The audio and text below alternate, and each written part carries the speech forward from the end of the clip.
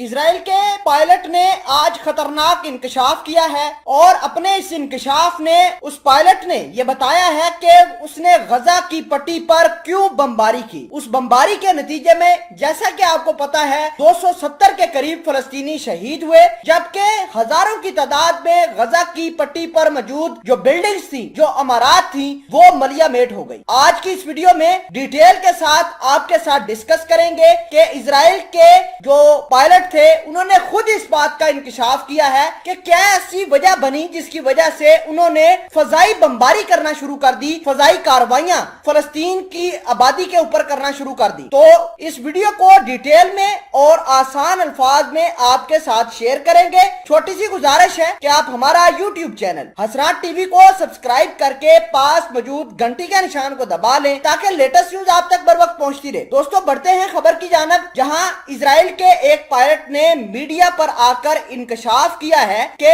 اسرائیلی صہیونی فوج نے اپنی فوجی حکمت عملی میں ناکامی پر غصے میں آ کر غزہ میں بلند و بالا عمارات پر بمباری کی تھی۔ اسرائیلی پائلٹوں نے چینل 12 پر بمباری کرنے والے متعدد پائلٹوں کا انٹرویو کیا ہے، جبکہ سیکیورٹی کے پیش نظر ان کے نام ابھی تک اس چینل والے نے نہیں بتائے۔ ایک پائلٹ نے بتایا کہ ناکامی کے باعث فوج تلملا رہی تھی، سب پاگل ہو گئے تھے، مایوسی اسرائیل کے اندر بڑھ رہی تھی، جسے دور کرنے کے لیے غزہ میں بلند رہائشی اور کمرشل عمارتوں کو نشانہ بنایا گیا۔ ہم نے ٹنوں کے حساب سے بارود پھینکا، آگ اور بارود کی بارش کر دی، لیکن اس کے باوجود ہمیں محسوس ہو رہا تھا کہ ہمیں کامیابی نہیں مل رہی۔ ہم فلسطینیوں کے راکٹ حملوں کو روک نہیں پا رہے تھے، اور نہ ہی حماس کی قیادت کو اور نہ ہی دوسری جو چھوٹی چھوٹی تنظیمیں ہیں جو فلسطین کے لیے کام کرتی تھی ان کی قیادت کو نقصان پہنچانے میں کامیاب ہو رہے تھے۔ تو ہم نے جنجلاہٹ اور غصے میں آ کر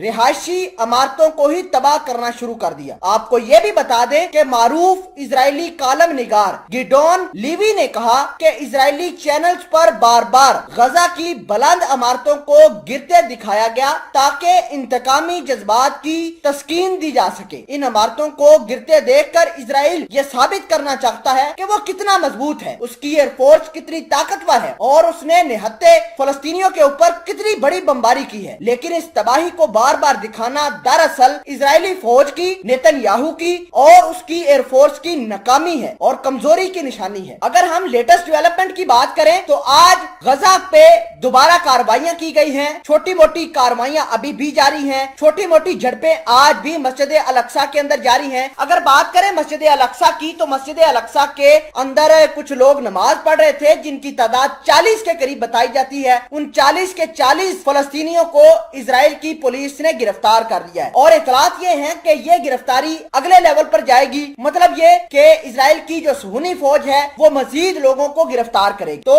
جو لوگ یہ بات کر رہے ہیں کہ غزہ کی پٹی پر فلسطین اور اسرائیل کے درمیان جنگ بند ہو گئی ہے تو وہ غلط ہے، کیونکہ اسرائیل ابھی بھی بوکھلاہٹ کا شکار ہے۔ کسی وقت بھی نیتن یاہو اپنی دوبارہ ایئر فورس کو کہہ سکتا ہے کہ وہ فلسطینیوں کے اوپر اٹیک کر دے۔ آپ کو یہ بھی بتا دیں کہ 270 کے قریب لوگ جاں بحق ہوئے ہیں اس لڑائی کے اندر، اور 70 کے قریب جو ہیں وہ تو خالی بچے ہیں، اور بیشتر جو خواتین ہیں ان کی تعداد علیحدہ ہے۔ تو آپ یہ مان کے جائیے کہ حماس طاقتور ہے، اور فلسطین کی لوگوں نے جو مزاحمت کی ہے اسرائیل کے خلاف وہ اسرائیل سے برداشت نہیں ہو رہی، جس کی وجہ سے انہوں نے بمباری کی ہے۔